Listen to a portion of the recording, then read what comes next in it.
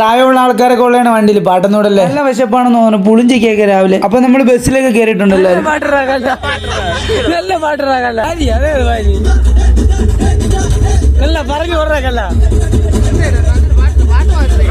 ഊക്കലൊക്കെ കഴിഞ്ഞ് ബസ്സിൽ ഇരുന്നപ്പോൾ ബസ്സിന്റെ ഒരു വീഡിയോ എടുക്കാൻ പറഞ്ഞ് ബാക്കിൽ നിന്ന് എടുക്കും. ഫോൺ എടുത്ത് പൊക്കി പിടിച്ചപ്പോൾ ബൈക്ക് പറഞ്ഞ ചേട്ടാ താമസിക്കില്ല വീഡിയോ എടുക്കാൻ. എല്ലാവരും എത്തിയിട്ടുണ്ട്. നമ്മൾ എന്തിനാണ് ഇവിടെ വന്നതെന്ന് ഇതുവരെ പറഞ്ഞിട്ടില്ല. അതൊക്കെ വഴിയേ മനസ്സിലാവും.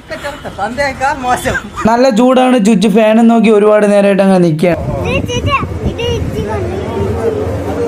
അവനെ കൊണ്ട് നിവൃത്തിയില്ല. ഒരിടത്ത് തിരിക്കാനും നമുക്ക് പശുവിനെ വലിക്കുമ്പോൾ എന്നെ അങ്ങ് വലിക്കുകയാണ്. ഈ വലിക്കണാണെങ്കിൽ സഹിക്കാം. വീട്ടിൽ പേര് വിളിച്ച് കളിയാക്കണതാണ്. ഇങ്ങനെയൊക്കെ ബന്ധുക്കൾ ഉണ്ടെന്ന് ഞാൻ അറിയണം ഇങ്ങനെയുള്ള ദിവസങ്ങളിലാണ്. കുഞ്ഞമ്മ മരുമോളെ കയ്യിൽ ബ്രേസ്ലെറ്റ് ഇടുന്ന ചടങ്ങാണ്. ഒന്നും അറിയാതെ മാറിയിരിക്കുന്ന ഒരു പയ്യനെ കാണാം. അവൻ കാരണമാണ് നമ്മൾ ഇവിടെ നിൽക്കുന്നത്. അവന്റെ എൻഗേജ്മെന്റ് ആണ്. വന്ന ചടങ്ങും കാര്യങ്ങളൊക്കെ കഴിഞ്ഞ് നമ്മൾ കഴിക്കാൻ വേണ്ടി പോവാണ്. കഴിക്കാൻ വേണ്ടി നമ്മളൊരു ഗ്രൂപ്പായിട്ടേ പോകാറുള്ളൂ എവിടെ പോയാലും. അങ്ങനെ ഒരു സമാധാന അന്തരീക്ഷത്തിൽ നല്ലൊരു ഊണ് കഴിച്ചു. ബോളിയും പാൽ പായസവും കൂടി ഉണ്ടെങ്കിൽ പിന്നെ എന്ത് വേണം. ജിമ്മിൽ പോയിട്ട് 3 ദിവസമായിട്ട് ഇവിടെ ഷുഗർ ഡേറ്റ് എന്ന് പറഞ്ഞിട്ട് ബോളിയും പായസവും അടിച്ചു കയറ്റി. അവനെ പോലുള്ളവനാണ് ജിമ്മുകാർക്ക് പോലും ശാപം. നമ്മളെല്ലാവരും കഴിച്ചിട്ടുണ്ട്. ഫാനിന്റെ മുട്ടി റെസ്റ്റ് എടുക്കുകയാണ്. കുഞ്ഞമ്മ മരുമോളെടുത്ത് പോയി പറഞ്ഞ് വലിയ ബ്ലോഗർ ആണെന്ന്. എനിക്കെല്ലാം അറിയാവോ എന്റെ വീഡിയോ 10 വരെ 15 വരെ കാണുന്നത്. അപ്പൊ പാർട്ട് 3 കാണാം.